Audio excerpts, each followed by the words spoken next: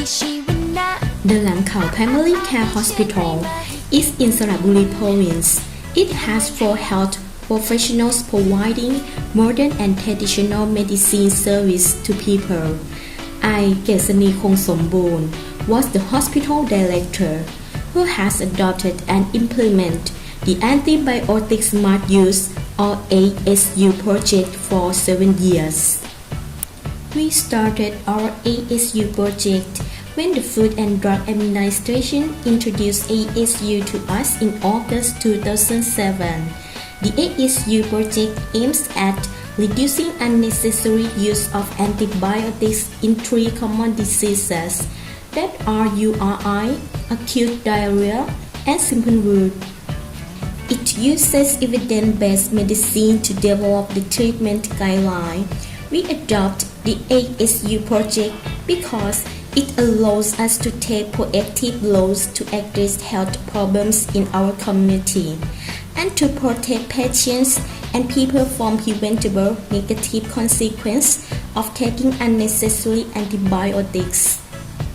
Our ASU project consists of 4 phases. Phase 1 aims at changing antibiotic prescribing behavior among our hospital staff. It was from 2007 to 2009 when ASU was first piloted in Saraburi province. After being trained by the ASU project, I convened an internal meeting with my staff and told them about ASU. Then, we, my staff and myself, discusses about ASU and agreed that ASU practice is practical to do and useful to our patients. So, we adopted ASU into our practice. In this phase, we did 3 things. First, we started the change by first changing ourselves. We studied and followed the ASU implementation handbook by practicing corresponding to the ASU treatment guideline, putting the brief diagram of treatment guideline on the wall of an examination room as a reminder, and replacing a traditional illuminator to a new white light, one for better diagnosis on short term. Second, we educated the patients about the cause and nature of their diseases as well as loss of antibiotics. Third, we conducted ASU-related research in parallel with our ASU routine practice to generate local scientific evidence for guiding our ASU works. In this phase, we found that unnecessary use of antibiotics reduced to 5% and 85% of patients who did not receive antibiotics were recovered, and the 15% who were not fully recovered sought additional treatment from private clinics and or bought antibiotics from drugstores. In 2009, we presented our ASU project at a national research forum, and we won a national research award for primary care services. Phase 2 was conducted during 2010-2011, aiming at scaling up ASU practice from our hospital to community by building community networks and developing an ASU model at a village level. We initiated a project called Chok Chai Pathana and Sub-Iji villages, use antibiotics smartly to change attitudes of villagers about antibiotics and use antibiotics rationally. To make change again, we must start at ourselves, so we set a written policy of our hospital and included a statement rational use of antibiotics in our hospital policy.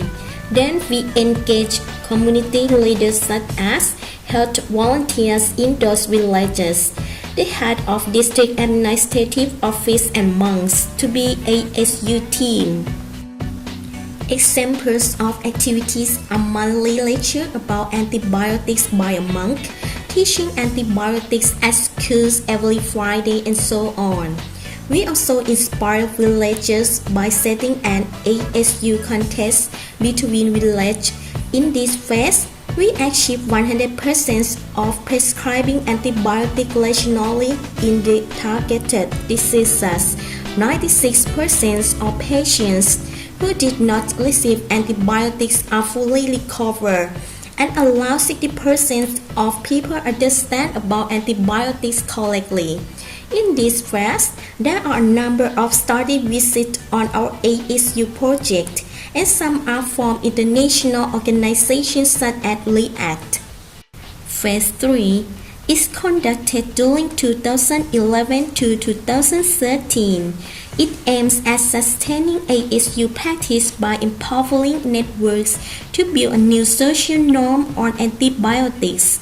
We use lessons learned from last phases to design a process to motivate people to pass along correct knowledge to their families and friends about antibiotics and proper self-care practice. We collaborate with Muklek District Administrative Office to start a community bank to promote rational use of antibiotics. The community bank will give levers to patients who follow our instructions to take care of themselves and are able to answer quiz questions correctly about their diseases and antibiotics. The quiz questions are extracted from educational materials we gave them. The patients who pass our criteria will receive the costly items such as vegetable oil, fish sauce, soap, detergent, and shampoo as a reward. These levers are sponsored by the Muklek District Administrative Office and the private sector in Muklek. In this phase, we establish change agent teams consisting of community leaders, health professionals, health volunteers, and local media to generate a word of mouth initiative motivating people to pass along correct knowledge. We also have a project to protect community from antimicrobial resistance by engaging local civil society groups such as an organic vegetable groups and the local private sector, such as the Mission Nursing School from Asia Pacific International University, and the owners of hotels and reports to be part of ASU movement. We found that people have better knowledge about antibiotics. 96% of people understand the difference between antibiotic and anti-inflammatory drugs and use the term antibiotic correctly. Around 90% knew that antibiotics are for bacterial infection only. Now, our ASU project is in phase 4. From 2014 to 2016, the goal is to expand the ASU practice from our area to cover all areas in Muklek District. We got a policy support from the Muklek District Health Office requiring all primary health care hospitals in Muklek to adopt ASU practice and report their antibiotic prescription rate regularly in the monthly meeting. We developed the ASU model in one school by having the core group students as ASU ambassadors to pass along ASU key messages to their parents and friends. We encourage the core group students to take active citizen roles in taking care of their societies. For example, the students as observers join a field work with public health authorities to survey antibiotic sales in groceries. We found that around 50% of groceries selling antibiotics, and this is an illegal practice. This phase is just started and more is needed to be done. A comparison between before and after ASU implementation in my hospitals showed that the number of antibiotic items used in our hospital reduces from 16 to 6 items, leading to a cost reduction of 90% from $600 to $40 per year. Before ASU implementation, we found 4 cases of antibiotics hypersensitivity, but after ASU implementation, the case is 0. By implementing ASU and advocating traditional medicine practice, our Lang Khao Hospital becomes a site for study visit by triumphant visitors. We have a total 235 study visits during 2007 to 2014. Challenges in ASU implementation. We identify 4 major challenges. First, data collection and analysis is demanding process and need to check for accuracy. Second, passing along key ASU messages is difficult in some groups of people, especially the elderly people such as grandmother or grandfather who is a caregiver for a sick child cannot convey correct message to child's parents. Third, parents have very serious concerns if their child gets the flu with high fever for 2 or 3 days and this tempts to take antibiotics. Fourth, grocery in village still sells antibiotics although it is against the law. Non-secret tactics in ASU implementing towards success. In primary care hospital, we are the doctor, meaning people trust and rely on our practice, and our health professionals in our hospital practice the same. No antibiotics for non-bacterial infection. By doing so, we need to comfort patients by when we did not prescribe antibiotics. We shall not ignore them. We must have a follow-up with them, and we need to educate them over and over and over and over. Do not worry about statistics, and you do not need to use the difficult one. You just need to find ways to monitor and evaluate your implementation in proper ways.